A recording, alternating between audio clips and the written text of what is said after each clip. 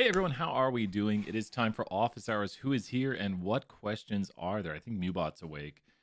Mubot, are you awake? How are you doing, Mubot? What questions are there? Waking up, Mubot. There we go. Let's see right here. Oh, wait. Oh, good. They said thank you. Awesome. I had a Discord message. Here we go. Canvas content 4. What should we got chapter 5, part 2 homework. Was wondering if you could explain how we do this problem. Area to the left of a z of 13. Is it z of left of 13? We see 2 canvas content 4s. We could do the canvas content 4 first. I see 2 votes for that right now. Can you post the start of it, Leanne? Area to the left of a z of 13. Do you mean 1.3? Or 0.13? 13, area to the left of a z of 13 would be 100%. Let's do the canvas content 4 to start out. People really like those. Fuzz on my microphone.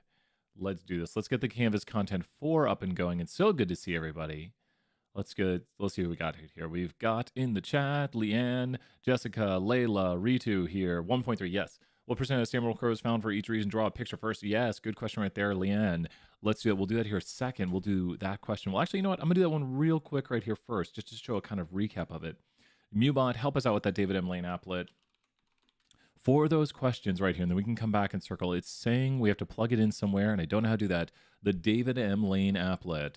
So let's go ahead and take a look at that right here. So Mubot's going to put the link in the chat right here so we can see where the David M. Lane applet is at. And for this question right here, there's the David M. Lane applet link. You want to go here and you want to use the standard normal curve with a mean of 0 and a standard deviation of 1.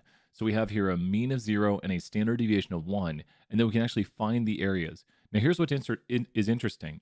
Below 1, see, well, let me do this. Let's do a quick review. How much is this area right here? Who knows how much area is right here using the empirical rule? Using the empirical rule, how much is this area right here? Using only the empirical rule, remember, 68. So if 68 is inside, 32 is outside, 16 is right there. So if 16 is above, how much is this? Be careful. If 16 is above, how much is this? How much am I displaying now? And great job, Leanne and Layla and Quicksilver. That was 16 because 68 inside, 32 outside, 16 in either hand, just to show it fully. There's 68 right here. That means outside is basically 32. So one of these above this will be 16%. So below it will be 84. So this answer right here must be a little bit what to 84? So watch it. It must be a little bit more to this than 84. So think about this. This answer is going to be a little bit more than this than 84. So it's going to be a little bit more than what than 84. It's going to be a little bit what to 84 because this is 84 and this answer is a little bit what to 84. So this answer is going to be a little bit what to 84. Like, oh, it's 84, but it's going to be a little bit what to 84. Here's 84% and here's the answer we want. So it's going to be a little bit what to 84%. And this is a test question here could give you possible answers. And a possible answer it could give could be something like 91 point... yeah, I'm going to go with that. 91.1%. 91.1. Oh, 90%. It's a little bit more than 84%. I should have just went with 90%. But does that make sense here, Layla? I mean, not Layla, Leanne. Leanne, do you see how to use the applet right here? Is this making sense? And it'll draw the picture for you that you can check your picture with the picture it shows. So you should see this picture and then the percentage down here. Make sure you're using the standard normal curve with z-scores. Does that make sense, Leanne, on how to do this and how to solve this one right here with the percents on the curve and then finding the percent right here? The value right here is the area, 90.32%. And that's how much of the curve is shaded. Like if I go look, when you said 13 earlier, that's what I was thinking 13 is going to be 100% of the curve because 13 is way over here and we're just shading below whatever value we put. Like if I put 2, it'll shade below 2. You won't have the application on the test. You could see pictures on the test. So you could see pictures on the test. And we did some really good stuff like this today where we did like possible pictures and talked about how it could relate to a test question. You know what? The Canvas content's going to have some really great stuff for that. So let's head over and look at a Canvas content right now because that's going to show what test questions might look like. So always remember test questions or Canvas contents are really great ways to know what might the test look like. Like a great question is, what's the test going to look like? Because like, although we're not trying to teach to the test, it's good to know what you're going to be tested on because, grades matter. So to a certain extent, grades are not everything, but we should kind of know what's going on here. Oh, we got some stuff. Let's go ahead and take a look at this. Peel wanted Canvas content number 3, right? Or did Peel want Canvas content number 4? We've already done, did Peel say Canvas content 4? Peel were saying Canvas content 4. Let's do one Canvas content 3 question, and then we'll go to Canvas content 4. Deal? Does that work for everybody? We'll just do one Canvas content 3, and we'll do an easier one. And then we'll do 4 right after this. We'll do a quick Canvas content 3, and then we'll go right to Canvas content 4 to kind of like show what it'll look like. Here we go. So we'll do Canvas content 4 here in just a second. I want you to look at this graphic right here. And this is how a test question could look where we give you the graphic. Notice how this says we have outside shaded from these numbers. Does that make sense that you're looking at the area above here and the area below here? So this question is a lot easier than it looks. A lot of people say, well, wait a minute, what's going on? All we want for this question right here, and let's copy and paste it. I need to close down all my Word documents because I got way too many open. It's a bad habit. So we need to go right here. And in this question, we are asking for people's body temperatures higher than this value right here, which is given right here. We're saying higher than. So what do you notice? The total area for the green arrows is going to be 0.13. So what is one of the green arrows worth? Because the green arrows are symmetric. This is kind of a quicker solve. What is one of the green arrows worth? Because the green arrows are symmetric, and total, the green arrows are 13%. So one green arrow. So good review right here. One green arrow would just be what? Green arrow. One green arrow would just be half of it. Does this make sense here, Leanne? Like on the test, you could get information like this, where you see a normally distributed model with the mean and standard deviation given right here. And so here's the mean, here's the standard deviation values, and then we want the area above it, and it would just be half of this. And the reason it's half is because of the symmetry. This is a symmetric portion to this, and so we can just take this right here and divide it by 2, and we get the value of 0.065. So this is a very, I would say it's a level 4 or 5 difficulty test question, but noticing the symmetry right here, and you just want this area right here to make it very clear. We're just trying to figure out this area right here that's shaded in, which is half of the shaded area. So we should be able to get that right. That is the right answer for this one. But that kind of shows you how a test question could look, where we give you pictures of the applet rather than having you put the applet values in yourself. Good stuff. Let's head over and do some Canvas Content Quiz 4. Okay, I'm going to get Canvas Content Quiz 4 loaded up. Oh, we got some regression and stuff coming up right here. Canvas Content Quiz 4 due Friday. Thank you, everyone, for all the hard work. People working ahead, getting work done. Here we go. Oh, we're going to do 2 versions of this. Are you ready? Here we go. We've already done so many questions. Outliers can make a weak correlation strong. Everyone, what can outliers do? When you see this on the test, what can outliers do? What can outliers do? Outliers, can they make a weak correlation strong? Can outliers make a weak correlation strong? Can they possibly do that? Because what can outliers do? It's a good way to remember what outliers can do to correlation. Can outliers make a weak correlation strong? Can they? Well, here's a weak correlation. A weak correlation would look something like this. Weak correlation is going to be dots right here. And here's an outlier. And your weak correlation is now strong because of the outlier. The weak correlation is now strong because of the outlier. So can outliers make a weak correlation strong? Yes. Because outliers can do what? What can outliers do to correlation? Anything is possible. So anything. So pretty much, can an outlier do this? Yep. Can an outlier do that? Yep. Can it make it strong? Can it make it weak? Can it make it positive? Can it make it negative? Outliers can do anything. Which of the following is not a way to describe bivariate data? So we talked about this today with correlation. So we're getting a lot of good questions right here for correlation talk. Strength, direction, form, and unusual features. What is the only one right here that doesn't fit the mold? Strength, direction, form, and unusual features. Unusual features isn't here, but that is a way to talk about bivariate data.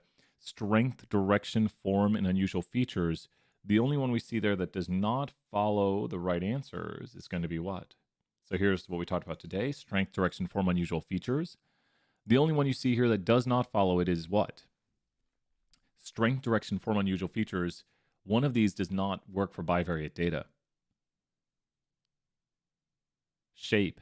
And shape is a way we talk about univariate quantitative data. So when we talk about the shape of a distribution, we're talking about something like this. We're talking about, like, is it unimodal? Is it skewed? Is it bimodal? Is it, well, that's not trimodal. Is it uniform? So shape is for univariate, one quantitative variable, where strength, direction, form, unusual features is for bivariate data. So we did a good talk on that today about strength, direction, form, unusual features. There's 4 for this, but we don't have unusual features on here. Shape, center, spread is for univariates. That's the right answer. Well, that's the wrong answer, but the right answer. Ooh, we got an interesting one. One we haven't covered yet. Find the predicted value for a regression equation where B0 equals this and B1 equals this with the observed value X equal to this. Now, I did allude to this a little bit today. I did write the equation. So it's going to take a moment to explain right here because we haven't talked about this yet. When you do algebra, who's ever heard of the equation y equals mx plus b? Who's ever heard of this equation y equals mx plus b? And I know I just did something there, but just go with it. Who's ever heard of this equation y equals mx plus b? That's the equation of a what? Who's ever heard of this algebra equation y equals mx plus b? It's almost like that's an equation of a what? Anyone ever heard of this y equals mx plus b? Yep, equation of a line. Well, guess what we do in statistics? We say y hat, which stands for the predicted y value, equals b0 plus b1, and then we put x right here. So if you look at what goes together, you'll notice that b1 is the slope. That's what m is. You'll notice that b is b0 down here. That's what the intercept is, which the intercept is when x is equal to 0. So it's really just the same thing with just different notation. I've been teaching stats for so long that I'm more used to this, the b0 plus b1x. It also helps for multiple regression, which we won't do in this class. But if you ever did multiple regression where you have more x's, you just have the coefficient of the second x. So in multiple regression, if you have more x's, you can just go right here and have your second coefficient with your second x variable. So you just have b0 plus b1 x1, b2 x2. So, but we are not doing multiple regressions, so do not worry about that. But this notation helps for that right there, where b0 is just for the intercept. So all we're going to do right here for this question is we're going to take and plug in the numbers. So let's go grab our numbers. b0 is 11, b1 is 1, and x is 8. So 11, 1, and 8, I think it was. That was b0, right? Just got to make sure it's in order. 11, 1, and 8. Okay, cool. So we're just going to plug it in. 11 plus 1 times 8. Is that really it? Well, I think that's it. That's 19. Nice job. Yep. And so that hopefully will make sense. We're just plugging in the numbers, solving out, and that's the answer. Thank you, Layla, so much. It really helps me to check the work when people put in the values, because it's like, wait a minute, do we have this correct? If you know the R-squared value to find the correlation, you would do which of the following? So I should have made this more clear today. It was in the slides. I should have just said it flat out. I try to say everything so people can hear it. The value of correlation, when you talk about correlation, it was shown in the slides, I just don't recall saying it, is R. R can range in values including -1 through 1. That is correlation. So this is correlation right here. And then we have R squared, which is literally just squaring R. You'll hear me make jokes tomorrow about how do we find R squared? It's a complicated equation. You square R squared. And this is contained in the values of 0 through 1. Now, there's something that is interesting that happens when you go backwards. When you square root this, you can't just say plus or minus.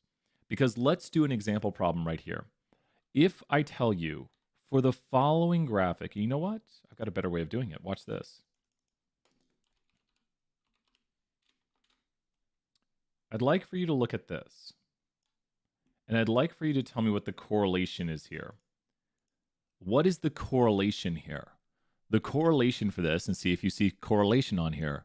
The correlation is what for this graphic right now? What is the correlation for this graphic? So just go ahead and tell me, Brian, the correlation is this, because it'll help with the notation to see this and be like, oh, the correlation is this. This is the correlation of this. What is the correlation on this graphic? What is the correlation? What is the correlation? It's 1. This is perfect positive linear. Does that make sense? A perfect positive linear correlation. I'm going to see if my window is not doing everything crazy right now. This is a perfect positive linear correlation. Look at that. I got more microphone room. Really, my computer screen doesn't show up there anymore? Cool. That's good enough right there. Perfect positive linear correlation. And so when you look at this right here, the r squared is 1. But watch this. What is the correlation now if I make a perfect negative line? What is the correlation now? It's -1. But what is r squared? It is 1. R squared is just r squared. You just take the correlation and square it. But when you square root it, why would you not say that, like, what if I told you here? I need to like blank it out. I wish I could. Like, what if you didn't know the correlation and I told you r squared was 1, but you could see the graphic? How would you know the correlation is -1? How would you know the correlation for this is -1 and not +1? Because we know r squared is 1. How would you know the correlation by looking at it is -1? How'd you be like, oh, well, it's, the correlation here is -1?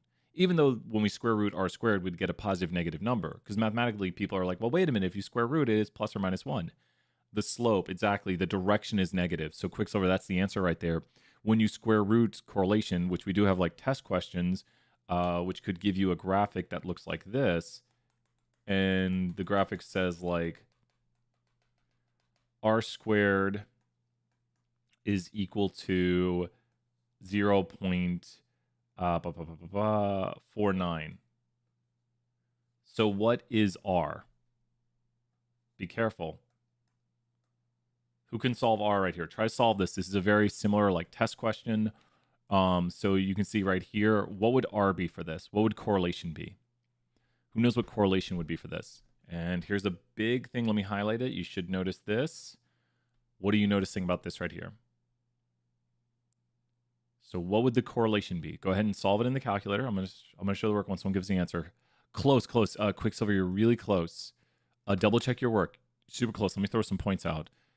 That's very, very close. Double check the work. I'd be like, no. I'd see that on the test, and I'd be like, oh, so close. So close. Yes, there we go. So when you go here and go 0.49 and square root it, we get 0.7. So the answer is -0.7 because it goes downwards. Does that make sense? So, and just double check. The way to double check is if you have r squared, like if you have, or excuse me, correlation, if you square it, you should get r squared. So this is out of 1. It's just like correlation. Does that make sense? I think maybe that's what happened is there was a decimal moving issue. But this is 49% of the variation in y is explained by the variation in x. We'll talk more about this tomorrow. So this is 49% of the variation in the y variable is explained by the variation in the x variable. And then the correlation here is telling us the strength, direction, form, and we have to look at the plot for unusual features. So if you look at the process we just did, the process is going to be square root the value and check the direction of the scatter plot. Take the square root and check, wait.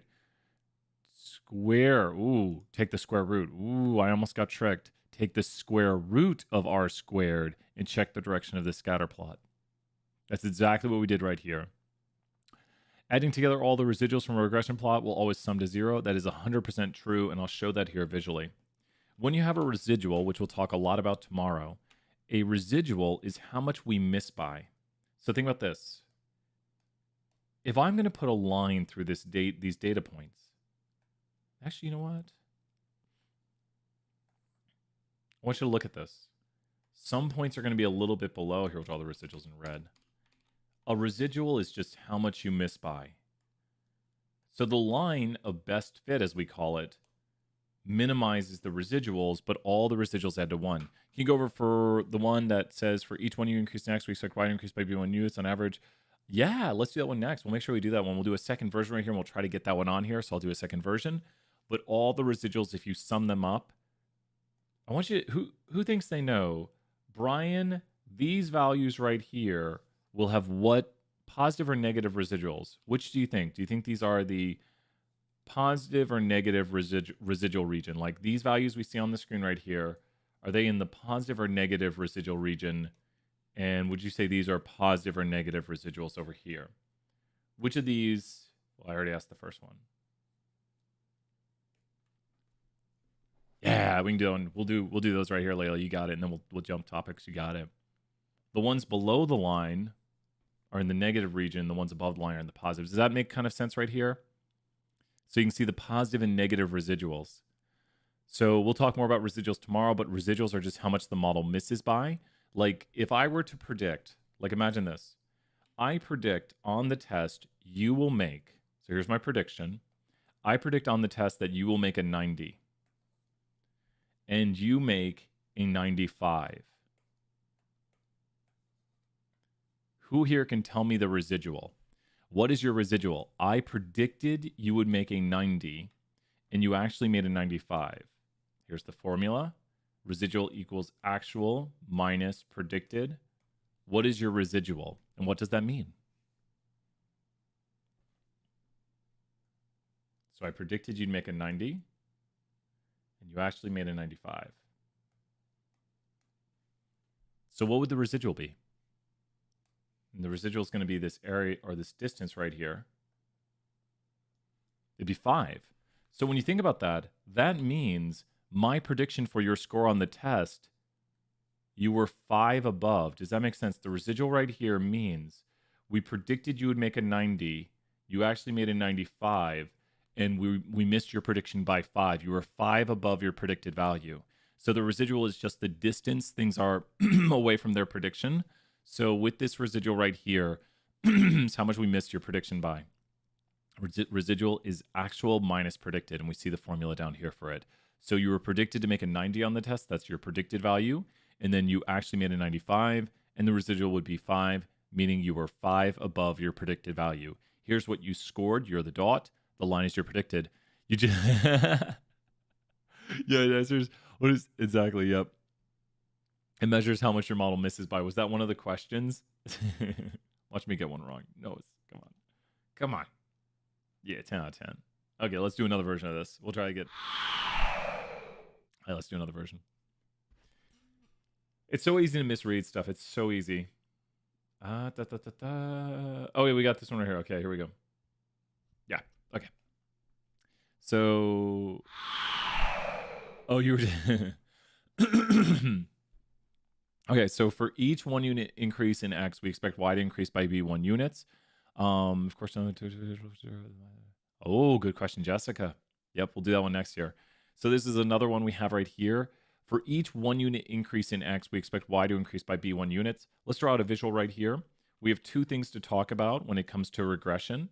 The 2 things to talk about are going to be, and we're going to do some chapter 5 here in just a moment, is we have here the line when it hits here, and then we have kind of this right here. So B0 is when X is equal to 0. B1 is for each what unit increase in X. So when you think about a line right here, if you look at this line, like y hat equals B0 plus B1x.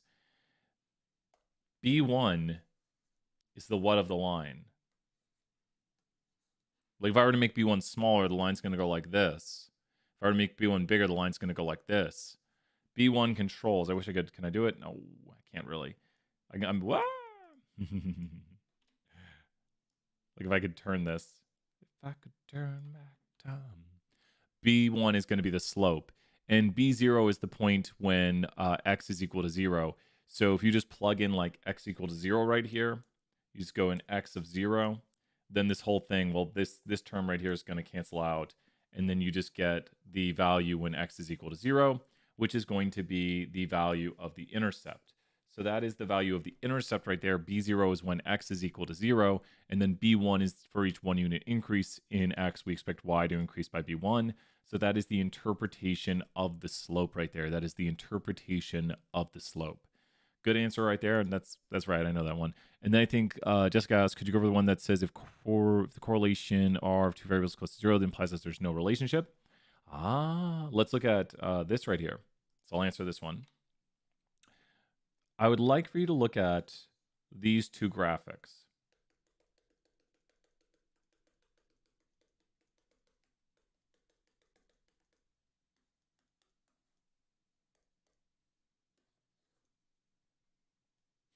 These pens are crazy.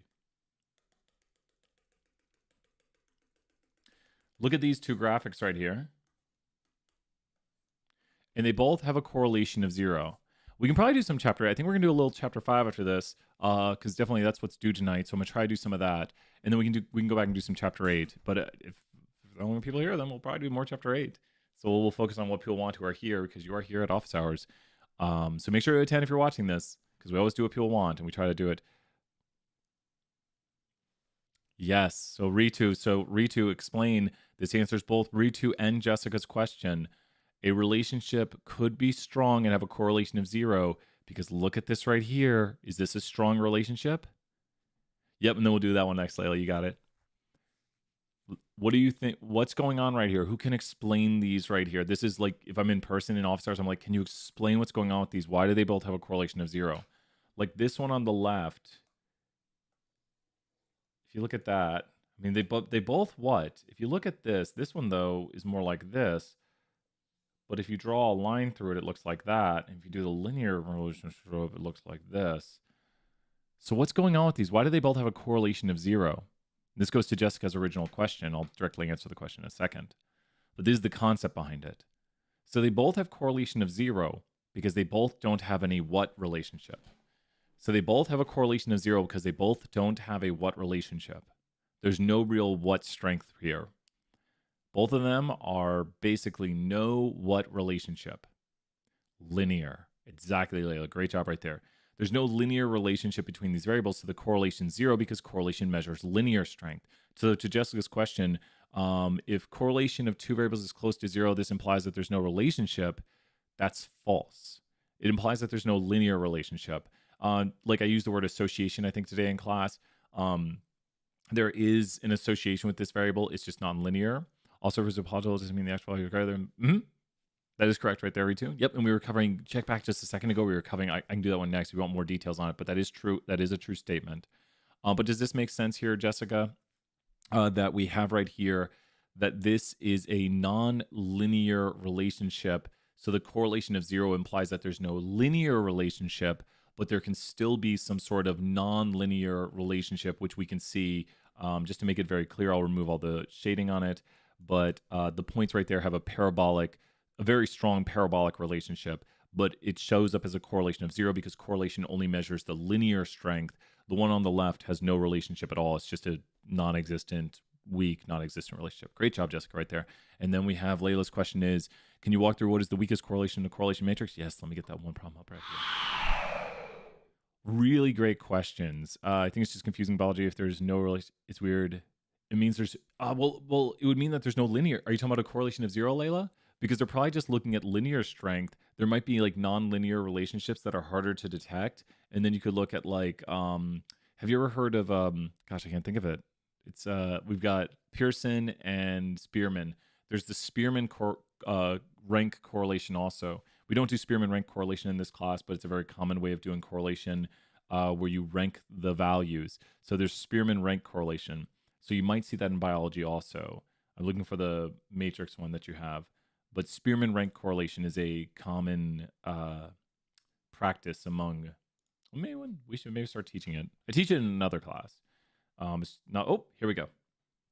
Okay, let's go. Let's check this out. Here we go. So which of the values is the weakest in this matrix? How do we find the weakest value? What are we going to search for to find the weakest value? It's usually just two variables. Yep. Well, they might have a nonlinear relationship. You could be like, you'd be like, then someone might be like, what? And you'd be like, oh, don't worry, I was taking stats and Brian was saying stuff. Like, why are you talking about nonlinear relationships? How would we find the weakest value? What does weakest mean? What is the weakest correlation? And we're only talking about linear strength. It should say, in terms of linear strength, what is the weakest correlation? We could do that. I think it's a chapter 8 question.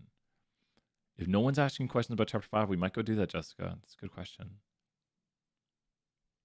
how do we find the weakest correlation right here? How do we find the weakest? What does weakest correlation mean? So if you're watching this right now, think about what does weakest mean? It's closest to what value? The weakest correlation is closest to what value? Let's draw some pictures. The weakest correlation in terms of linear strength. So if we're measuring it via linear strength, remember that correlation goes from values of -1 to 1. And at -1, it's perfect negative, like a line. And at +1, it's perfect positive. These are the two strongest. And so, yep, 0. 0 is the weakest. So 0 is going to look like a blob. Now, there are nonlinear things that have 0, but we're just going to say we're only looking at linear strength. Both of these right here have 0. But as it gets stronger, it'll start to make a tighter relationship. So that's stronger over here, but this is equally as strong. If I can draw something symmetrically, that's close enough. So it's about as equally strong as this right here, and that's a 0, and that's a perfect line, and that goes downward like that, and that's just a 0. So closest to 0 is exactly right. The closer it is to 0, the weaker it is. So these are the weakest. This is a very weak linear, but this does have a relationship, to review like the other questions, that is nonlinear. But we're only looking at in this matrix the linear correlation. So what would be the answer right here? I have an idea in mind. I want to see if other people... Ooh, I almost got tricked. I was seconds away. I had an answer, and then I saw something else. You have to be very careful. Ooh, I almost got tricked. I almost got tricked. And I'll see what answer do you think it is? I almost got tricked. I really did. I had an answer, and I was like, I think I got it. And then I was like, wait. If this was a test, I'd be double checking. I'd look at each one. I'd be going over and being like each one. Let's see right here. Yes, let's see. Or is it negative? I think it's just positive, right? So 0.011. And let's check. Yeah, just 0.0. Yeah, exactly. And so go right here. It's just, there's a lot of numbers to look at. You just want to see which one's the smallest. So I think that's right. I'm just going through, double checking. I don't want to get something wrong. I'm pretending it's the test. And I'm asking if any of these values are smaller. Yeah. No, don't worry. I seriously would have gotten it wrong if I didn't give it a double look. It's very, I mean, I know conceptually, like, I know it. I know, right? There's a lot of numbers to look at. And what's even better, I'll show you. This is the power of coding. Watch this. Here's how I can do correlation over here. So let's say I have a data frame, really quick on this, and I want to look at students' heights. And I want to ask what's most correlated with students' heights. Watch this. All correlations. And I can get all the correlations. Height is numeric. What? Wait, what? Oh, wait. I'm losing my mind. Here's all the correlations. So this is why coding is absolutely awesome, because this is every correlation with all this. But you know how we wanted to find the strongest correlation? Well, I can sort this really easily by going here and saying sorted equals magnitude. And guess what? This correlation at the bottom here is closest to what? What do you notice about that, Layla, when I sort it via magnitude? You don't have to know all this, but this is why I love coding, because this correlation right here, which is much easier to look at, is the closest correlation to what value when I sort via the magnitude of the correlation. Look up here and look down here. This one right here, which is negative, it doesn't matter that it's negative, it's just closest to this when I sort via the magnitude of the correlation, which is the least correlated variable. When I sort via the magnitude, it gives the ones that are, yep, closest to 0. So it doesn't matter positive or negative when we talk about the magnitude of the correlation. So you don't need to know how to code, but when we talk about the strongest correlation, we're talking about the magnitude in terms of absolute value. So this is the weakest correlation. This is the second weakest correlation. The closer they are to 0, the weaker they are. And that's why I love coding, because I don't have to like use my eyes to find it. I can just type the code, and if the code's correct, I can be like, here's the strongest correlation.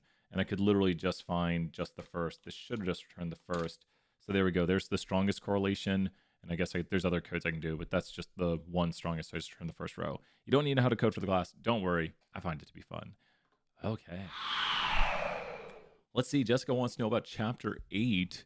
I think it's Chapter 8, right? Was there any Chapter 5 questions? Please, Chapter 5, if you have questions right now, let us know. If you're here for Chapter 5. Oh, no, Quicksilver said they're bad at algebra. No, we'll work on some algebra. Let's see. We'll take a second right here to see if people have questions. We'll probably do the cyclist question. We'll be doing it tomorrow, so I say we're working ahead, but I mean, it's like we're working on work for tomorrow. But who has questions right now? Jessica, if you're the only one with a question right now, I'm gonna turn on just a tiny bit of music. But it looks like chapter 8. I'm gonna get it loaded up right here. If you have a question, please let us know. And thank you, Jessica and Layla, for being here once again. If you're at office hours, you get to choose the things we do during office hours, and I really appreciate it. And Jessica and Layla, how have you been finding the class right now? Like, have you been able to do all the work? Able to get everything done? How much work do you do outside of office hours? Because we did go in depth yesterday. Like, my hope is that people can attend office hours, which we've had happen a lot in the past, is people attend office hours and they don't really do much work outside of office hours. Like, you do office hours, you get the work done, and then you're kind of done by like 2 or 3 in the afternoon. You're like, oh, got up at 9, had class during the day, did my work, and then hopefully you can be done. That's kind of my goal. But I realize without the help, it can be a lot. There's a lot of work. I just found the cyclist question. So that's my hope. Let's take a look right here at this question. Here we go. I did SAS from 8 to 5:30 yesterday. Yeah, no, that's a lot of work. It's mini term. Welcome to mini term. Glad office hours help. Yeah, and I just really am glad for all the dedication because I'm watching the grades and the grades are very good, and I want to keep everyone inspired. I did a chapter 5, so chapter 6, and the Canvas quiz. Yeah, it's a lot of work. It's a lot of practice, and you're doing great. Keep working hard. We are, today is class 4 out of 15. We're 26% done with the class. Yeah. Yeah, no, it's a lot of work, and I really appreciate it. And keep asking those questions. Let's hop in. Let's do this work, and I think people will be ready for the test. Remember, those Canvas content quizzes are going to follow the test. Let's do this. Here we are with the cyclist question. So with the cyclist question, we're looking at the races over a certain period of time. So this is a time plot. Time plots are special case scatter plots where time is on the x-axis. And there's going to be something interesting with this data. This is the data. If you notice, 1914 to 1919, because of the wars, there was no races.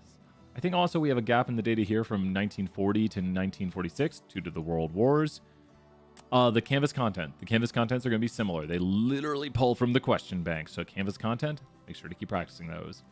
That's why I like doing some of them. So you can see like, hey, wait, this could be a test question. I could see this on my test. Do we see gaps? I don't see gaps. What am I talking about? There's no missing data. Let's find one that has gaps. Ooh, look right here. A gap and a gap. We got 2 gaps. That one looks good. How about this one? There's no gap down here for the First World War. How about this one over here? There's no gaps. Okay, so if I am correct, this one has the gaps. And why am I saying we need the gaps? Because we are missing time. We're missing from 1915 to 1919, and we're missing right here from 1940 to 1946. I mean, those are the missing years. Does the relationship have... I think this one's got a tricky part on the end of it. Describe the relationship of average speed by year. Be careful to print out and point out any unusual features. The relationship is positive with a moderate amount of scatter. There is a general linear trend with no races. Okay, so we have to do one of these two. There is a general... See, they're always this tricky one. I'm thinking it's going to be... Let me look at it again. There's this big dip, and I don't like that. There's a big like that, and I think that's what they're getting at. They're really trying to make this right here part of the plot. Like there's this like this dip, and I don't like that. This seems a little bit non-linear to me, and one of our conditions is QQ straight enough, no outliers. So you have to go with what the data says.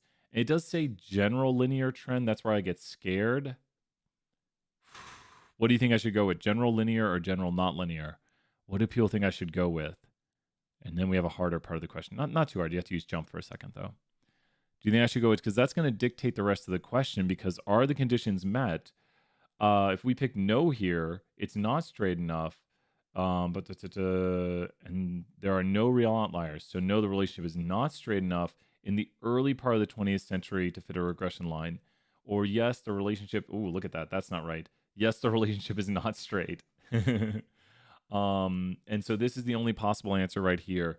So if we say it's generally linear, but they are kind of, you see how they're kind of pointing out this issue at the start of it? they're kind of making clear that there's an issue at the start of the early part of the 20th century. So they're kind of mentioning this, and that's what makes me think that they want me to notice this. Does that make sense? I'm going to say it's not, and watch me get it wrong. We'll find out. So we're going to say here there's a non-linear with no... Somebody really mad if that's generally linear up there. So I'll take the hit if I get it wrong. Man, I've done this one so many times that my brain like remembers the right and the wrong answer. Let's go ahead and copy this data into Jump right here, copy to clipboard, and go right here. I would not put this as a test question. I'm halfway thinking of removing this question now. So let me explain what I did.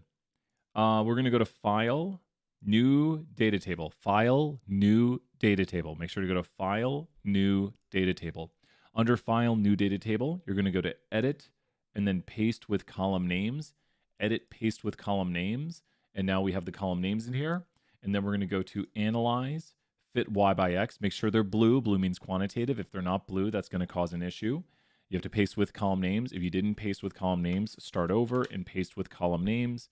Make sure to go to Edit and then Paste with column names. Just start over. If they're not blue, it's going to cause an error. Now we're going to go to Analyze, Fit Y by X. We're going to predict the average speed, and then we're going to use year, and we're going to take a look, and we will see the same plot we just saw a moment ago. And then we're going to go to the red arrow and go to the fit line. So this fits the line through the data. And what Jump actually has, does it no longer do the lack of fit by default? Linear fit. It's not do lack of fit. Should do a lack of fit test. I wish it would. Well, I'll be. Why does it no longer do the lack of fit test? That's weird. So you see, there's issues. You look at this weirdness right here. That's not linear. That's not linear. Does everyone see this? Yeah. No, please ask. If you feel like a question is not fair, you can always tell me. I'd probably give you the points back if I get this wrong. Quicksilver, do you remember, am I doing this one right? We do have the equations right here. So we're just going to take the equations right here and put this in. And I did have someone message me last night, like, how can I do this problem? And I showed them how to do it. We have the scatter plot. We have the equation. Let's go grab it. Oh my gosh. Okay, I need to close down Jump. So let's go right here. Let's make this smaller here. And then we're going to copy the numbers. You ready? There we go. I am worried we need the -266. Round the constant to 2 decimals as you need. Round the year coefficient to 3 decimals. Tell me if you get these off by the tiniest of amounts. Can the R-squared value tell you if it's a good fit? A little bit. There's what we have is called the lack of fit test for linear models, and Jump used to do it. I can show it over here on another thing just briefly. I can talk about lack of... It goes beyond our class to talk about lack of fit, but we have a way of telling if a linear model is the proper model to be using, which goes into residuals and all that stuff. I go into that more in depth on 320. But Jump used to do a lack of fit test. It's just called a lack of fit test, and I don't know why they hid it. So that should be right. What do you think, Quicksilver? I'm hoping I copied down all the decimals right. The relationship is positive with a medium amount scatter. There's a general nonlinear trend with no races. It's going to come down to that linear nonlinear thing. Oh, wait, what? Is it going to be general linear? You got to be kidding me if it switches it. Really? Tell me if you get this one wrong. That's not fair.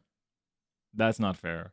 I might just go in and delete this question now because I'm really fed up with this question. I have like these flashbacks to questions that I think are unfair. Who thinks I should just delete this question now so no one has it when they do it? Just be like, bye-bye question, you're out. You don't meet the quality standard anymore. Who thinks that? I know, I don't like the judgment calls. Layla says yes, let's go ahead. Question, you had your chance. I don't think I got that wrong. I will show you advanced statistics. Let's just show how to do a lack of fit test to show if we want to say, bye-bye question, you gone, you had your chance. What we can do, like the way we really do it, like we don't, I think people are like, no, that's a judgment call. How am I supposed to know that? Well, let's go ahead and make a model right here. So this is making a linear model here, predicting someone's height from their weight. We don't do this in this class, but let's go here and make a linear model. And this is a linear model predicting someone's height from their weight. Does everyone notice here we have this bend at the end of the model? What other issue do you see with QQ straight enough? No outliers. You should be fine. If you got 100 on it, let me know. Or if it was the one that kept you for 100, let me know, and I'll replace the points. So if you didn't get the points, what issues do you see here with QQ straight enough? No outliers. And then actually we have plot doesn't thicken, which will be an issue for tomorrow. But we do have some plot thickening because it's thicker here and thinner. But does everyone see this maybe doesn't look straight enough here at the end? Does everyone see the straight enough issue? Does everyone see how maybe this isn't straight enough, like the line doesn't go through the data at all points? And the way to check this is by checking the regression. So I can just go here to check regression, and the answer is it straight enough? Nope. We reject the null. Do you remember today we were talking about rejecting the null? And look at what we also have. What do you notice right here? The residuals might not look what? Do you see this? This is actually a review of today. The residuals probably are not what, which we want the residuals to be this. This goes a little bit beyond our class right now, but the residuals look to not have a what pattern. The residuals, due to the normality plot right here, probably don't have a what pattern because we talked about a normal probability plot today. So this is a review of today's lecture. The residuals probably don't have a what pattern because we want to follow the red line, but look down here. Not that they're linear, so the line means that they're normal. So by it not following the line, then we have evidence of non-normality. Does that make sense, Layla, right there? So because of the deviation right here down at the bottom, it looks like there's some evidence of non-normality with the residuals. Now that goes a little bit beyond, but I can tell right here that there's an issue with the linearity of this model when I test the linearity right here, and this is how we would actually do it. So the good news is, in real-world statistics, we don't look at something and say, does this look linear? We don't look at it and say, does this look linear? We go, what's the test for linearity say? So we actually have a test for this to tell us if it is linear or is not linear. And we could just change this to like GPA. That might actually pass linearity. It's a much weaker model. It just barely fails the linearity. Well, that's a bummer. Let's try one last one. Let's get one to pass linearity. These are all failing linearity. And it's just much easier to make regressions like that. Much easier. Let's go ahead and delete this question. What question is there next? So I'm going to go ahead and delete this. I just got submitted my anger off by just a decimal. Yeah. If it's off by just a decimal, let me know. There are some questions later on in the semester I don't give points back for. Can you send me a quick email with that, Jessica? Or you know what, Jessica? I could fix it right now. Let me go fix that while I remove this. 2 seconds here. Ask more questions. Let me go fix your question, Jessica, and let me go delete this question. We said, bye-bye question. You're out of here. We don't like you anymore. We're sorry. We're not sorry. Sorry, not sorry. So remove questions. And let's find it. I think I know where it says, like this one, right? I had to replace it. That's a good question. Is it like the only one in that group? No. Where is it? I'm trying to find it as we're speaking. It's chapter 8, right?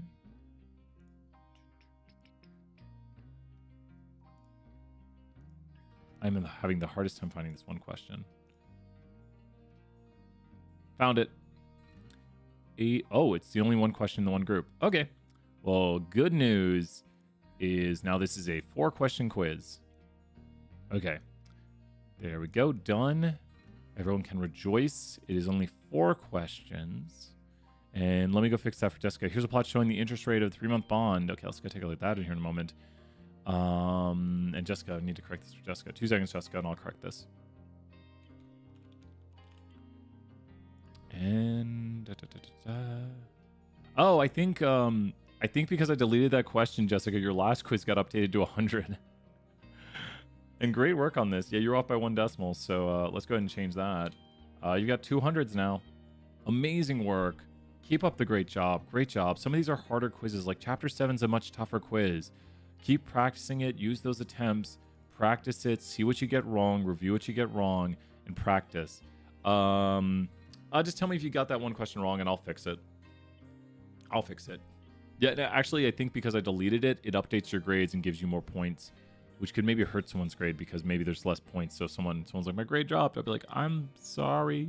I'll fix that. I'll give you what grade you have. Yeah, so great job.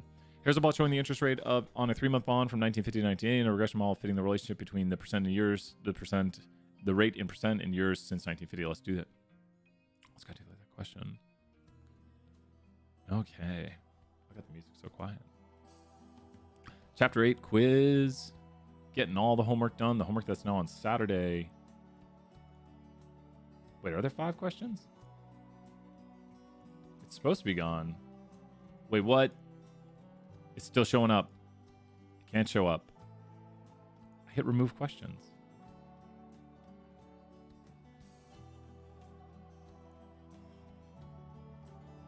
Please I did that. What? 2 seconds. I'm just trying to get the... It's still showing up. Let me replace it. I'm going to replace it. This might... Oh, now it won't let me... Well, I have no idea. My Pearson's being my Pearson today. Why you do that, my Pearson? Just tell me... I think I might give Peel the points back. I don't know what it's doing. It's being a little bit odd. Okay, 2 seconds. I'm pulling up the question. Got it. Question good to go. 7? Yeah. Do you want to... Layla, do you want to do this question or question 7? What do you want? It just removed it from my quiz. Yeah. Do you want to do the interest rate one or do you want to do 7? Your call, Layla. Hey, bro, feel free to ask whatever question you have. Let's go fall asleep. Do you want to do this one or chapter 7? You call it. I've got this one ready to go if you want. We can do 7? Cool. Okay, which one on chapter 7? Name the problem, let's do it. Which problem should we do on chapter 7 quiz? Chapter 6 is not that bad. That's why a lot of people don't fear chapter 6. I was like, I think we can get chapter 6 done today, and then it took a second longer than I want. Oh yeah, let me hop over to the main screen. I like to get the question pulled up. That way when I do the cut in the video, it's right there. It's easy to find. I do this for future Brian. So that future Brian can put the cuts in so easy. For many people, breakfast cereal is an important part of their fiber diet. Let's do this. Here we go. I think this is... Okay, we got the breakfast cereal questions. Let's go over here. For many people, breakfast cereal is an important source of the fiber in their diet. Cereals contain potassium, a mineral shown to be associated with maintaining healthy blood pressure. Analysis of amount of fiber in grams and potassium content in milligrams in servings of 77 boxed breakfast cereals produced the regression model, and there's the regression model. If your cereal provides 8 grams of fiber per serving, how much potassium does the model predict you will get?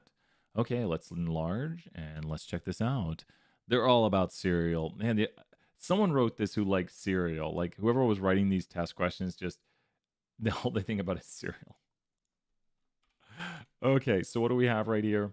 We have the regression model. I think there's another, you might have had the other version. There's like another breakfast cereal question. And so when you look at this model right here, we need to know it's y hat. Oh my gosh. Y hat equals, it always changes colors. And I've tried reinstalling Word. So what we need to do is we need to plug in the values right here. All we're basically going to do is take and plug 8 in for fiber, which because 8 is X. So 8's going to go right there. And there we go. And we can go ahead and solve. I know, I'm always hungry. I used to talk about like Cookout and stuff like that. Like, man, Cookout burger right now or Five Guys. What's better, Cookout or Five Guys? Cookout or Five Guys? That's the topic of the day.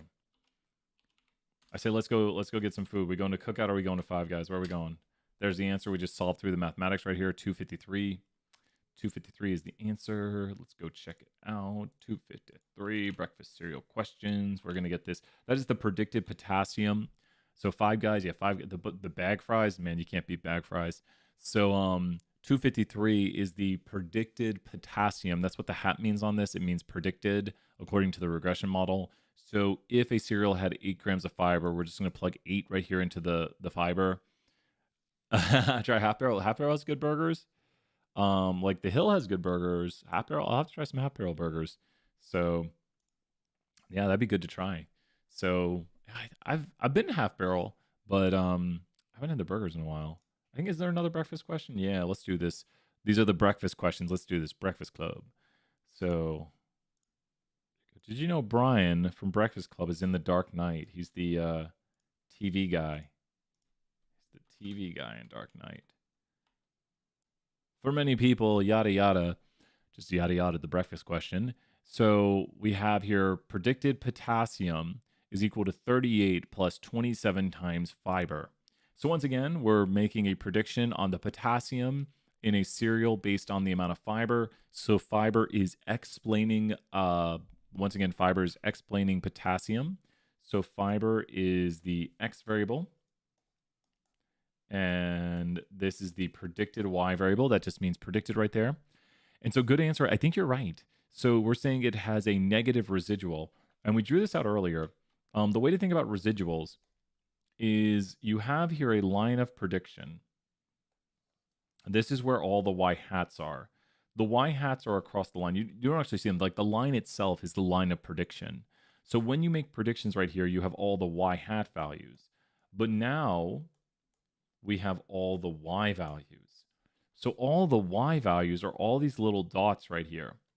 So when you have a line and you have data, all of these green dots are lines. So, I mean, all these green dots are actual observed values. So a negative residual would be something that is below the line, and a positive residual would be something that's above the line. The formula for residual is equal to residual, which is E, that's residual, is equal to the actual value minus the predicted value. I always say residual wrap, that residual is equal to actual minus predicted. So residual is equal to actual minus predicted values right here. So residual is equal to the actual value minus the predicted value. So tell me this, on your test, would you like to have a positive or negative residual? On your test, would you like to have a positive or negative residual? And think what that means. On your test, would you like to have a positive or negative residual? Would you like to have a positive or negative residual? Positive. That means your observed value was above what I whatted. That means what you scored, what you observed. It means exactly. It means you made above what was predicted. So a positive residual means your observed value was above what the model predicted. Like I predict actual score better than 20 points. These are great answers. This is what hopefully you're seeing right here and being like, okay, I see it visually and it makes sense. I love drawing visuals if you can't tell. It helps me to see things. This is what I see in my head. So I just try to take it out of my head and throw it on the screen right there. So we have right here that the residual equals the actual minus predicted. This is just my notation for it. Residual equals actual minus predicted. This is the actual mathematical notation that a residual, which stands for E right here, is equal to the actual minus predicted. So the residual is this distance. Every point has a residual. When would something have a residual of 0? When would something have a residual of 0? When would something have E equals 0? When would have something have E equals 0? When would something have a residual of 0? Just think, oh, the residual is 0. That means we predicted it whatly.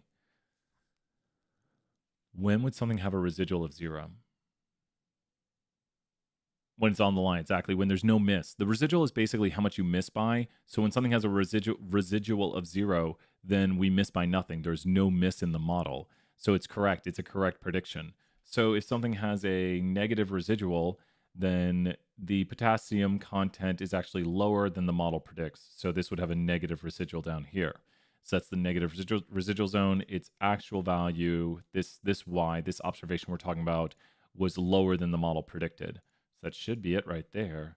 The potassium content was lower than the model predicted, and that's got it. Great talk on residuals. Predicted equals expected. Yeah, exactly. This is what we're predicting or we expect. Like the model predicts this, the model expects this, and you don't want your model to be that far off. You don't like residuals. It's how much your model misses by. More questions. Let's do it. Keep going with questions. Who has additional questions right now? What questions are there? Put those questions on the screen. Let's listen to, I haven't listened to this one in forever. It's my Celeste music. It's not actually Celeste, but amazing game, Celeste, if you haven't played it. What about the one that says the fraction of variability in potassium is accounted for by the amount of fiber that the servings contain? The fraction of variability is going to be r squared. Let's find it. Is it the first one? Ah. We got another serial question. Let's do it. Let's hop back to those serial questions. Got a little music for this question to usher it in. So the correlation, which is R, that's correlation, is this. Now, fraction of variability is a key word right here. When we talk about fraction of variability, we're talking about the percent of variation explained by. So we have a model that we're using for these questions. It doesn't show it for these, but it talks about it in later questions. This is a linear model right here. And what we're talking about is how does R and R squared relate? So complicated formula, write it down. Might take a few sheets of paper. You have R and you square it, and that's R squared. So R squared is R squared. This is known as the percent of variation in Y explained by the variation in X. So it's blank percent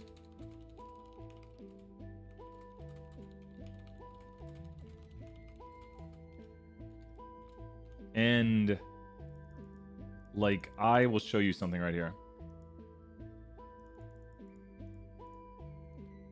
If I am trying to encourage this as much as I can. I had a quick show my grade on. Yeah, let me take a look at that read-to here in a second.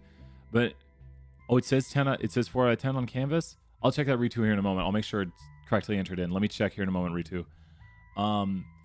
Does everyone notice right here? This is the percent of variation. So what are you going to do to this R to get R squared right here? And I'm going to talk about grades for a second right here. What are you going to do to this R to get R squared? And then it can be talked about out of 100%. So what are you going to do? It does take a minute to update. Yep. And sorry about that. Oh, you're talking about, yeah, my Pearson. My Pearson can take a while. Square it. And I can double check to make sure everything's all right, Ritu. Square it and then make sure it's out of 100%. So for this question right here, we're going to square it and then bring it out of 100%. There we go. And we go back. Nearest 10th. There we go. I want to show something really quick right now, though. Let me go pull this up because I still have it open. Okay. Let me do the analysis. So everyone knows I constantly talk about how to get great grades in the class. And I keep saying, do all the work. Do all the work. So let's look just at people's MyLab score ones from quiz group 1. And this is not perfect, but I want you to see something right here. There's a bunch of outliers. And actually, I'll pull up 2 of these because I think the last one, group 3, has an even stronger relationship. You'll be able to see them here in a second. But I'm doing the correlation between people's score in the class and what they made on their group 3 or their group 1 MyLab grades. Yeah, this one's even stronger. Yeah, that one's even better. Okay. Okay, so here we go. This one's even better. This is the model. This is why I keep asking people to do assignments. This is why I keep asking on chemistry release to 10. Oh, I'll double check. I'll make sure it's correct, Ritu. We'll make sure it's got it. Sorry, I don't know why I would do that. And please tell me if there's any errors like that. There's a general what trend in the grades right here. Now, it's not perfect, but what do you see right here? Does this look like a decently good regression right here? What kind of trend do you see in the data, generally speaking? There's a lot of people. There's some people scoring lower than expected, some people scoring higher. And maybe there's a little bit of nonlinearity, but overall, I see a linear trend in the model that people that make higher grades on their Canvas content grades or their My Pearson grades, the higher they score on the test. Where people are expected to make around a high B or an A. The last test is pretty hard, but all of these people right here, all of these people got hundreds, and it looks like the lowest grade on the test for someone who got 100 on their group was a 90, or no, their final grade in the class was a 90.35. So everyone who did all the work, as long as they got the bonus, everyone who did all the work for the final, like did all the work, aced all the assignments, they got an A in the class. I know it's harder with the stuff, but then if you look at these right here, people who are scoring above a 90, these are generally good grades right here. There are some lower grades, but generally speaking, you're seeing a lot of the higher grades. The lower grades are going to be when you go down here to this aspect and you see this is where you really see the lower grades at down here. So what does this mean? 52% of the variation in your grade is accounted for by how much MyLab work you do for group 3. But we're doing group 1 work right now, right? When it comes to your final grade in the class, and look, we have some big outliers right here, like a person who did work to start but must not have continued on at the end. But when we look at all this right here, because these are problems, outliers in the data, when you look at the trend in the data right here, what do you notice? 37% of your final grade is accounted for by the work you're doing on MyLab right now. So does that mean this is important? Well, it's ridiculously statistically significant. This is very, very statistically significant. There's the p-value right here to test if the model's statistically significant. But this is very, very significant, the work you're doing. So here we'll look at Ritu's thing. I'm going to check this out. But does that make sense, Layla, right here, while I try to make the case statistically using regression? Yeah, Caitlin, let's do that. I'm going to look at Ritu's question, then let's do the skiing question. Thank you so much, Caitlin. Ritu wants me to check some grades really quick. I'm going to check grades for them really quick. And then Caitlin, we're going to do the skiing question. Thank you for swinging by, Caitlin. I'm making the case for do the work. You're like, Brian, you're always telling us to do the work. I know. I'm trying to be the cheerleader for the class. Like, we got this. Keep doing the work. I'm going to check to make sure, Ritu, everything is correct. You said was it the Canvas content, Ritu? Which one was it, Ritu? On Canvas it said for which thing? Let me double check. On Canvas, I had a quick suggestion about my grade for Chapter 8 quiz.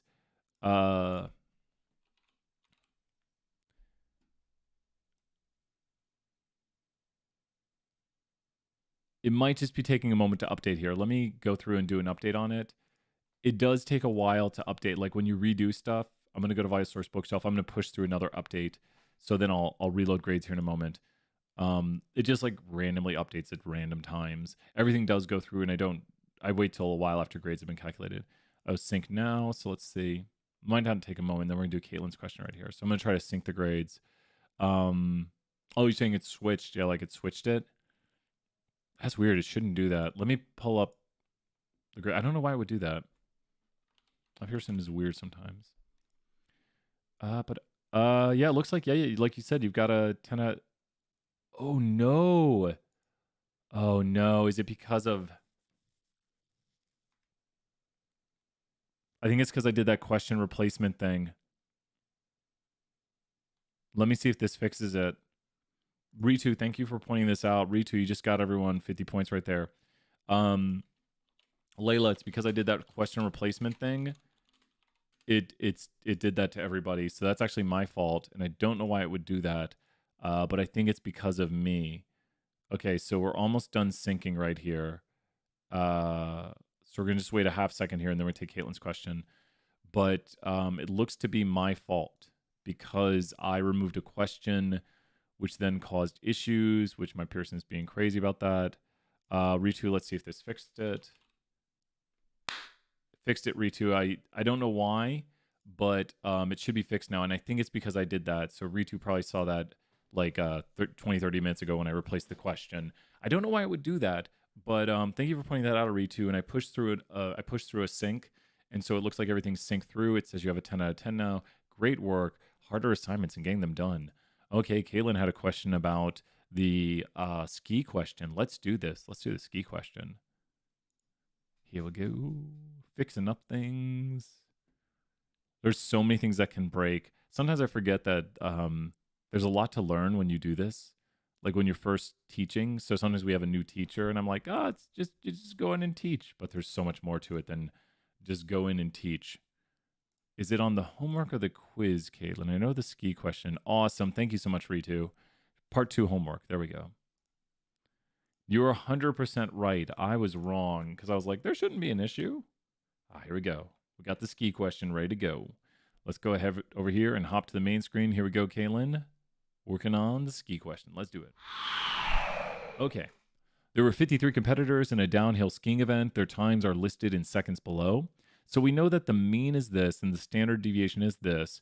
The normal model tells us what percent will be less than this. Now, what do you notice about 107.50? And I'll show you the mathematics, but I want you to think something about it. 107.50. So let's go here, 107.50. And let's think about something. Well, what if I subtract this? Oh, wait, wait a minute.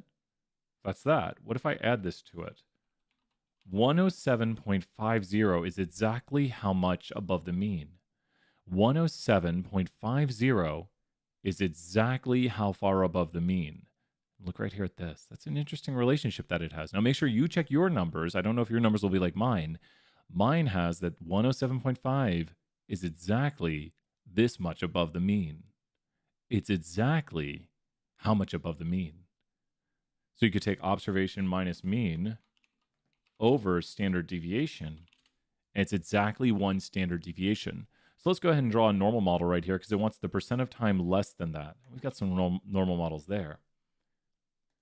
So when we go to the percent of time less than it, all I'm going to do to mark it right here is put its z-score. Now, this is where I think it says to use the empirical rule. That's not a 1.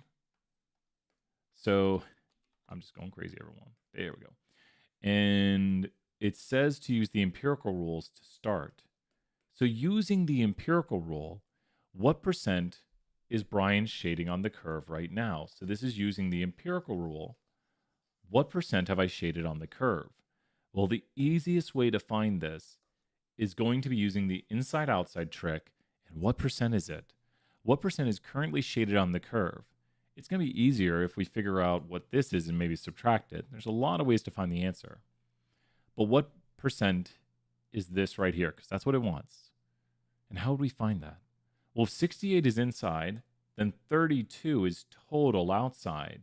So total outside is 32, making one of these 16. Yeah, we got this. We're going to do, and we're going to do the end of it right here in a second. You got it. We'll be there in 2 seconds. Take a look at that right there. We found, oh wait, that's not 84. The whole thing is 84. Both of those are 16. Sorry, my brain skipped a beat. And we want this, and that would make this 84%. So below that line is 84, above that line is 16. So let's go ahead and put in 84%. And this is according to the empirical rule. What percent of the time should be less than that? Great job. What is the actual percent of times less than this? Now, this is where you have to be careful. Take a look at this right here. We have that we're looking at 107.5. There are 1, 2, 3, 4 times greater than it. So with 4 times greater than it, how many times out of 53 are less than it? If 1, 2, 3, 4 times are greater than it, then how many times are less than it? So there's 53 total times, and we have 4 times. So let's copy it right here. How many times are less? So there's 4 times greater than it. How many times would be less than it then? So if there's 4 times greater than, how many times would be less than it? There's 53 total times on the screen. With 53 total times and 4 times greater than, we're interested in this right here. We could count all those, but that might take a while. Exactly. Great job, Kaylin. Excellent work. 49 out of 53. So because there's 4 times greater than, so the remaining times are less than. Now we're on to part C. Let's do this. 49 divided by 53. There we go. Let's copy. Let's move decimals. We know how to move decimals now. We're not going to make the same mistakes. There we go. And this is going to round up to the 5, and it should like that. Ooh, this is a fun one. So we should get this right. I think those answers are pretty different today. So, and I think it's always this answer, if I remember correctly. Do the 2 percentages agree? Well, if the normal model is appropriate, the 2 percentages will be very close. But that's pretty different, if you ask me. That's a pretty large difference. So no, because the normal model is not appropriate. No, because the normal model is not appropriate. And let's just go back and look at it again to make sure we understand why. Oh, another downhill skiing question. Wait. Oh, there's more questions to it. Oh, yeah, they added more a few semesters ago. But does this make sense right here? These 2 percentages right here do not agree. They're pretty different from each other. Like 84% and 92.5%. Like if I tell you I ran 84% of the race and you ran 92.5% of the race, that'd be pretty different. Now, when would they be similar? Well, if you ran 84% of the race and I ran 85% of the race, it's like, well, that's pretty similar. So the bigger the difference is right there, the less appropriate the normal model is. The normal model seems not too appropriate right here because the differences are much larger. They're pretty large. Yeah, great job, Kaylin. And now, this is a little tricky right here. Which way does it go? If you notice, this has, well, there's 3 times in the 117s. Is there a gap? Ooh, there's a gap in the data. Do you see this? We got like 117, 117, 117. That might be the 3 observations. There's a gap here at 111. And I think that's it. There's no times up here at like 122. And this is not, there's not a bunch of times up here. This time frame up here, because that's about at 100. Yeah, this one looks to be it by the 117, 117, 117. That's that pillar of data right there. That's the one time right there at 111. Then there's a little bit of a gap again. You see the gap right here. And then we get to 106, 107, 105. And there's a bunch of data clustered right here. Mubot, you're always telling everyone about the website. What can be seen in the histogram? Choose one of the other ones. And yeah, what do you notice about this? The data is skewed to the what direction? Right to the high, left to the low, whatever way the tail goes. What way is that data skewed, which can be seen in the histogram, which pretty much tells us why the normal model was not appropriate. What do you notice about this distribution right here, which pretty much kind of leads us down the road?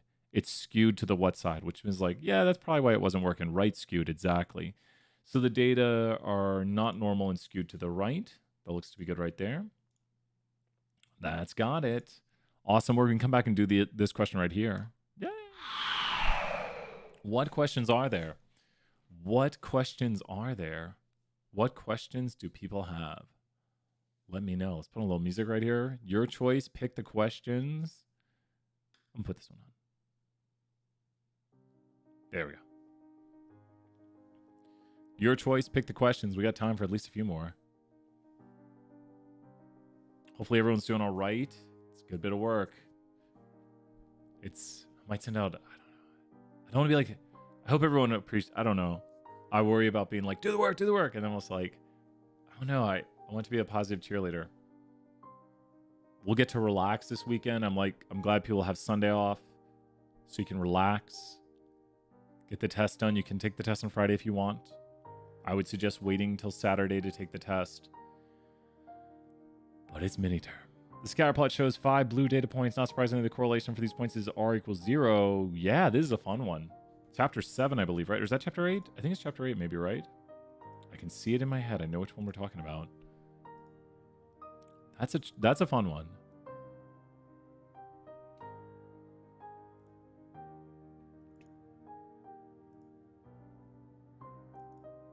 Scatterplots. Scatterplots are for 2 quantitative variables. Boom, we got it right here. Let's go take a look at this. Oh my gosh, I just vanished. Here we are with a scatterplot showing a correlation of 0. And with this correlation of 0, I want us to think about how these points would impact it. Let's go ahead and take the graphic and bring it over here. Now we're only going to focus in on one of these points at a time. So we're only going to focus in on one of these. Let's go over here to a new Word document and talk about it. Okay. So let's focus in on point A. With point A, what do you think point A is going to do to this correlation? Point A would do what to this correlation? So the correlation right now is equal to 0. The correlation is equal to 0. What will point A do to the correlation right there? Correlation is currently 0. What will point A do to the correlation? Or R squared, either or. What will it do to it? Like if we were to redraw, it's going to increase it. It's going to increase it. It's going to increase it and make it stronger.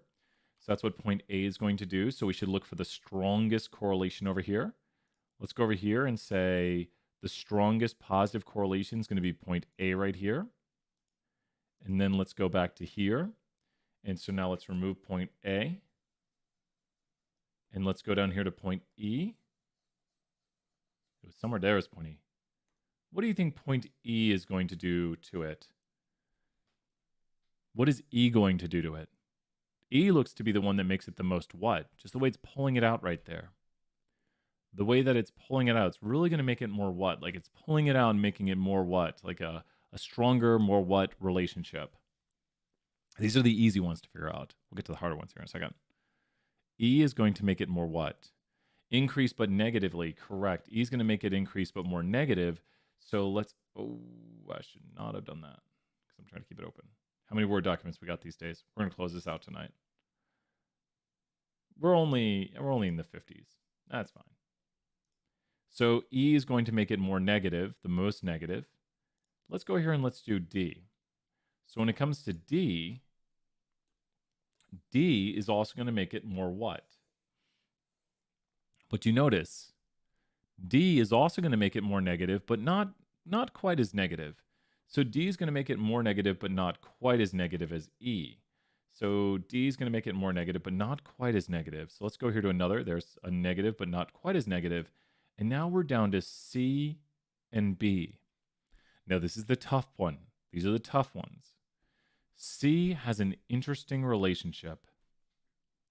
If you look at where C is at, it's directly below right here.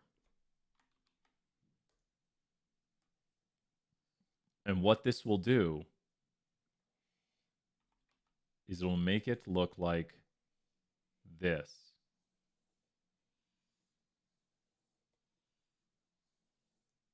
What am I trying to illustrate? It's making the zero just bulge out more. It's not going up or down. I didn't raise the zero up. I didn't raise it down. If I did make it look like I did that, I am sorry. The zero just bulges out a little bit more. Yeah, we'll do football one next. You got it, Caitlin. What do you think the correlation will be now with C? Exactly, Layla. It's still zero. If you look at what B does, so when you look at B, we can talk about B here just for a moment. B is right there. B is going to make it go just a little bit more in that direction, just a little bit more. B is going to pull that way just a little bit more. So B is going to make it slightly positive, like just a tiny bit more positive. B is going to pull it up a little bit more. So we can see this in the answers, that B is going to make it a slightly bit more positive, and then point C is going to keep it there. There we go. Does that make more sense right there? It's C and B are the hard ones to choose between. C just bulges out more on the bottom, but it's still a zero, just more rounded. It doesn't go up or down more. It just bulges out more.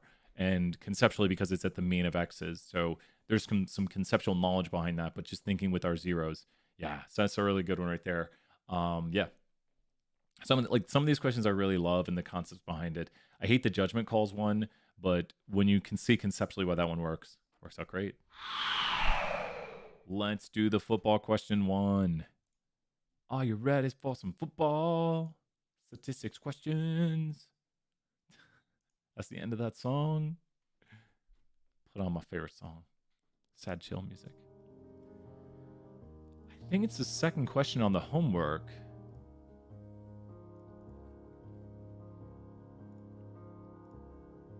We got it.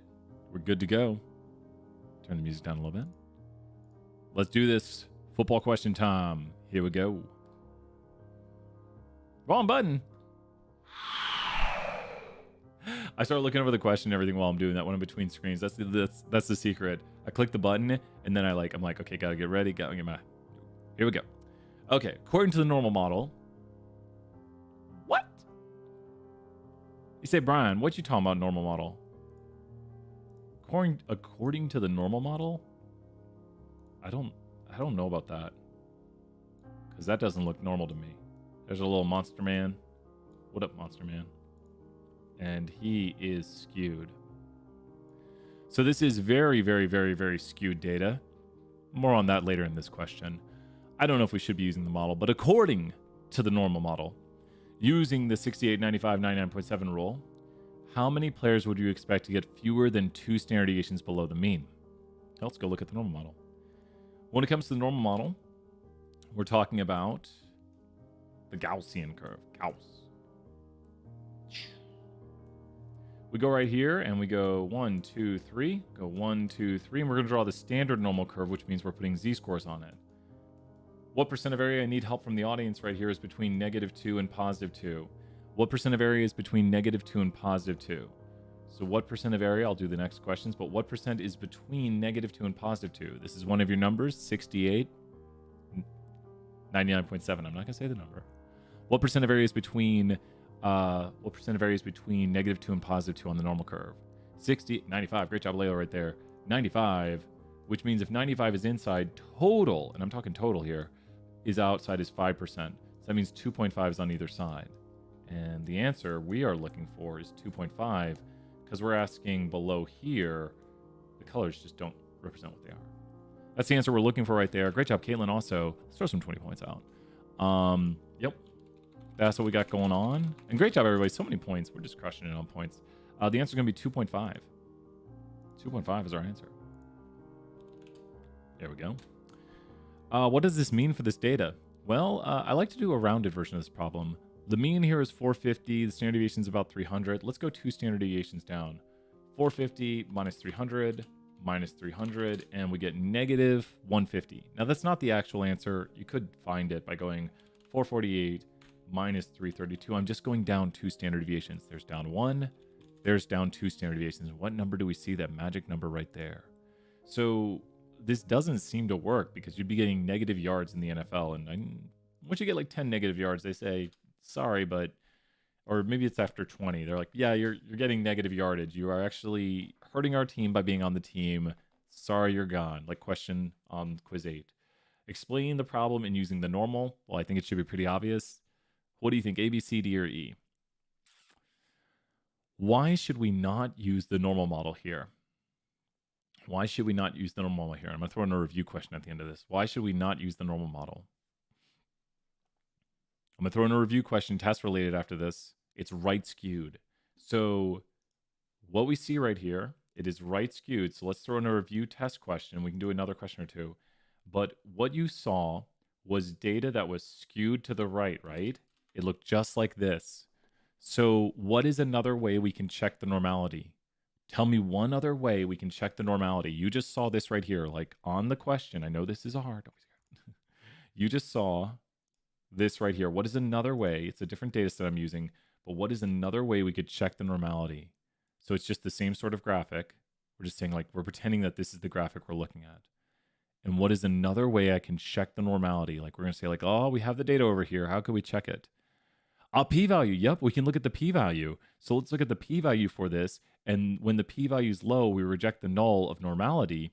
So when we run the test for the p-value on this, we get a low p-value. That's scientific notation for this right here. So this would conclude that we reject the normality for it. That's, yep, that is that.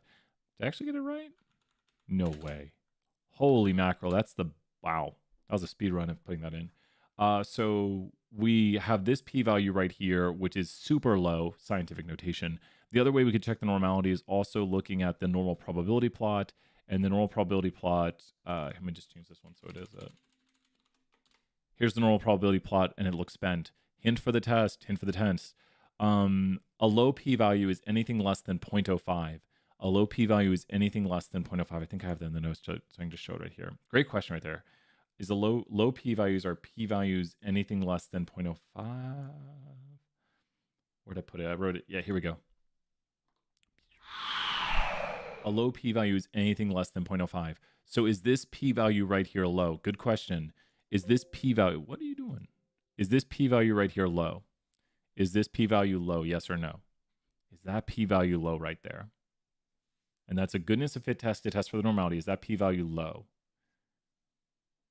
Is that p-value low? No, it's high, exactly. So we just let the null fly. Just be like, psh, it's normal, we're good. And there's different null hypotheses. Right now, we would just fail to reject that null hypothesis. How about this one right here? Is that p-value lower than 0.05? Is that p-value there low? And the p-value is the probability, so very important to know. You don't have to know probably whole thing. Hey, what's up, Nick? So good to see you here. Nick, our p-value is important, is knowing how to understand when we reject the null, not reject the null. Yep, and this p-value is low. meaning we reject the null and we have evidence that this is not normal. So we'd say like, yeah, that one doesn't look normal. And think about the ones I was doing over here. In my problems, it looks even worse. Like the plots are more bent, the histograms are more skewed, and the p-values are even lower. But when the distributions look normal, like here's a normal looking distribution with a normal looking normal probability plot, then the p-value is going to be much higher. Notice how this p-value here is higher than 0.05, and we fail to reject normality, which means we continue to believe it's normal. I can talk like a normal person.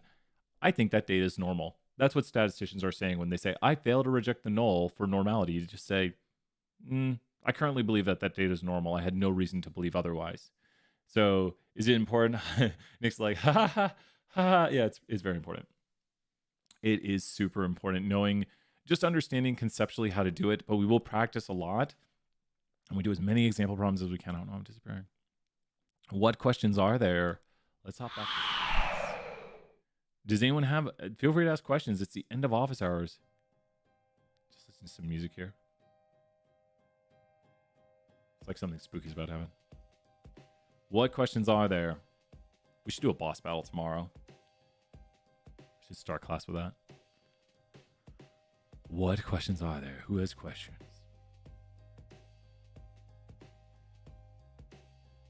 I'm planning out tomorrow. Awesome, Caitlin. Thank you so much, Caitlin. Thank you, Layla. Good seeing you, Nick. I have an idea for how I'm going to start tomorrow's lecture. Yeah, go ahead, Layla. Yeah. Here's my plan for tomorrow's lecture, Layla. You're going to hear the plan right now. Don't tell anyone this. I mean, it's in the video. I'm going to start over here on this screen. And then, where's it at? What am I doing? And what I need to do, I have to set up the buttons over here otherwise. Mubot, you need to go away. So then we're going to go right here. And we're just going to start on this screen. And then I'm going to do the following. No, I should just do this.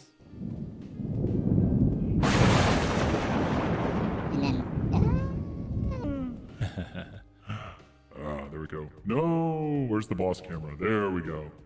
Start the screen like this. I have no idea. We'll figure it out. We'll see how it goes. We'll do it live. What is the question? We haven't seen the boss a lot. Where's evil Mebot? Where's regular Mebot? Yeah, I try to have fun with it. We haven't even seen Tiny Brian. He's a regular on this show. He needs to come and do some work. Here, we'll probably leave this like this. Number of wildfires. Let's go say hey to Tiny Brian. I have to go. No, boss, go away.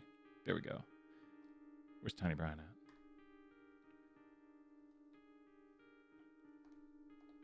I'm Tiny Brian. Okay, let's see here. I'll announce the Kahoot tonight. Tiny Brian, he's a fan favorite. I don't know. People that don't even know who Tiny Brian is. Okay. It's so, I don't know. These things just happen.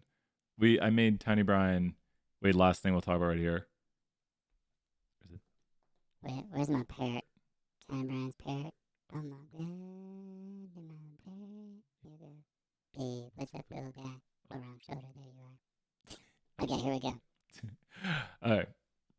Oh, I'm sorry. These things just happen. People come up with these ideas. Everyone's like, Tiny Brian needs a parrot and all. I don't know. He's a pirate. It's a long story. Tiny Brian's had a pretty crazy life. Okay, let's do the wildfire question. Okay, let me put a cut in the video. Okay, I'm going to go find that question real quick. I'm sorry you can't make the Kahoot tonight. No. I knew whichever time slot I picked, it would be like half the people would be able to do it and half the people wouldn't. And I was like, no. Because some people are working, some people class, life, many different reasons that the timing doesn't work. Many reasons. Wildfires. Where are you, Wildfires? Is it chapter 7, Layla? Let me see right here. Is it chapter 7? It's chapter 7, you said. Chapter 7 quiz. And 2 seconds.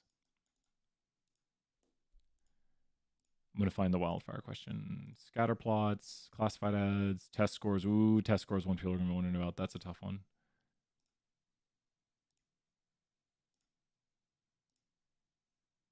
It was literally the last question. It was literally the last question. I was like, I hope this question exists. Okay, here we go. Let's do this. Okay. We have here the wildfires in a country have been declining. Wait, what? The number of wildfires in the country has been declining. Scatterplot of the amount of land lost to wildfires. Okay. So it's like cumulative loss. No, it can't be cumulative loss. Yeah. Sometimes just they seem easier. Sometimes, yeah. If there's just following along, yeah. Just like depends. Sometimes they're easy. Sometimes they're hard. Do you think the model is appropriate? Yeah. If you look at this QQ, it has 2 quantitative variables, straight enough. No outliers. There's nothing extreme. We don't see like a point down here. I'd say yeah. QQ straight enough. No outliers. Plot doesn't thicken.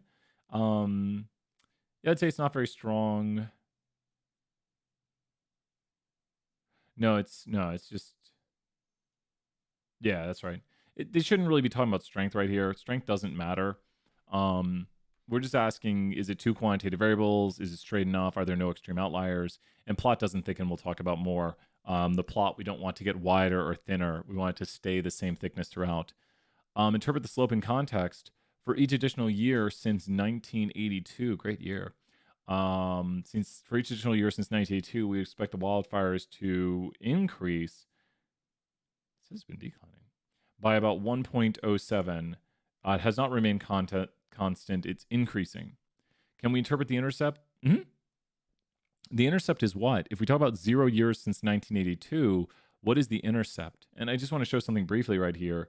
When you talk about interpreting the intercept, I want you to think about this model right here and why you would not interpret the intercept right here for this model. So with our problem right now, we can interpret the intercept because the intercept is years since 1982. The intercept represents what year right here?